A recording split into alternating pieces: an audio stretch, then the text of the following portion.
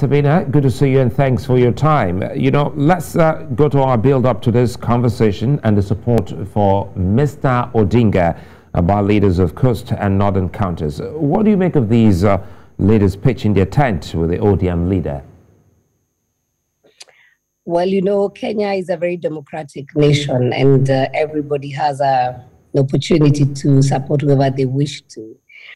And basically what we are looking for now in Kenya is somebody's agenda. And we are facing a transition government. So the big question is, on whose hands are Kenyans safe? So basically that's where we are. And we have a lot of changes happening. We have a lot of coalitions happening. We have a lot of mergers. And so I would say the political atmosphere in Kenya has just started or has just begun. And there'll be more to, especially because Mr. Odinga has not declared himself whether he wants to vie for presidency or not. So from 9th of December, things going to change. And my party, Jubilee Party, has also called off its NDC.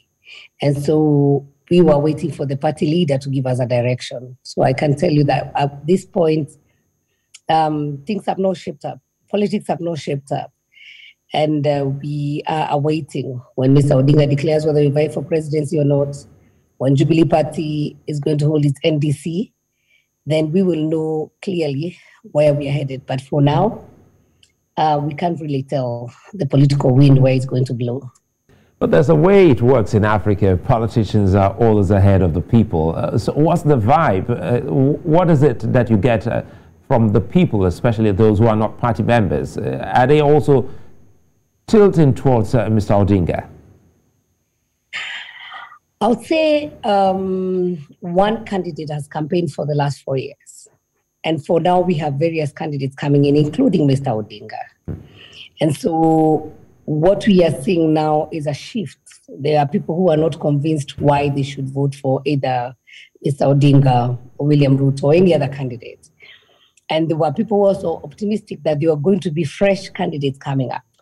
And so at this point, we only have, I would say, two horses or people who have now come up, which is Mr. Odinga and Mr. Ruto. And so with that, in that case scenario, we hope that we will not get a third party or a third person, especially from my region, which is Mount Kenya region, who would seem to be a stronger candidate. So we have seen Mr. Odinga for the last, I would say, 2-3 months coming up and daring even the mountain. And I would say he has performed very well. So we can't really tell by January where the country will be. But all we are looking for as leaders is that we need to have peaceful elections and may the best candidate win. Well, let's quickly see what we can get from your party, Jubilee Party. We understand that the delegates conference was cancelled. Tell us about the reason for that cancellation. No idea. Well, the only reason given was that my party leader, who is His Excellency Uhuru Kenyatta, the President of the Republic of Kenya, will be addressing the Kenyans on the same day on 30th. So it is in the Constitution that the President must give a State of the Nation address every year. And this year he had not done so. And this is the last week that we as parliamentarians are sitting. So our last day in Parliament is going to be on 2nd of December. So he had to make sure that he addresses the nation because he has to do it in Parliament before the Parliament goes on recess. So that was the only reason why the NDC was cancelled. But you never know. There may be other reasons, but politics is a game of cards. Well, Sabina, before I let you go, somehow Kenya has done pretty well on the continent by having a very strong democracy. As your country, prepares to go to the polls, are there expectations from you or other members of your party, Jubilee Party?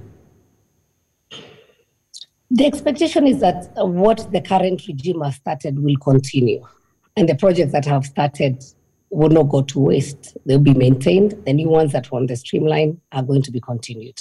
That's my interest and the interest of my people. that there's also the expectation that whoever comes in, or when we go for the elections, we're going to hold peaceful elections. So we are calling for tolerance. We are calling for people to accommodate each other. You may not believe in me or the person I'm supporting, but we need to argue and disagree to agree in a very, good manner. And we don't need to take back Kenya where it was in 2007.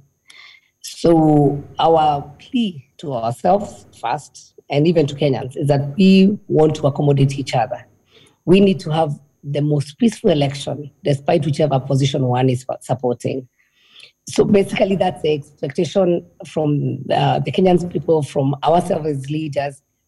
And we would hope that whichever candidate will win will not go again for a repeat election. We are hoping that IBC will conduct very transparent elections. We are also hoping that the party primaries are going to be conducted in a very fair manner. And as a woman, I expect that women will be given a fair share of their position, and they're not going to be intimidated, and the security system will guard the women, and women will also be given a fair chance to vie. Those are the expectations that we have as a nation. Well, Manga's woman representative, Sabina Chege, many thanks for your time. Thank you too.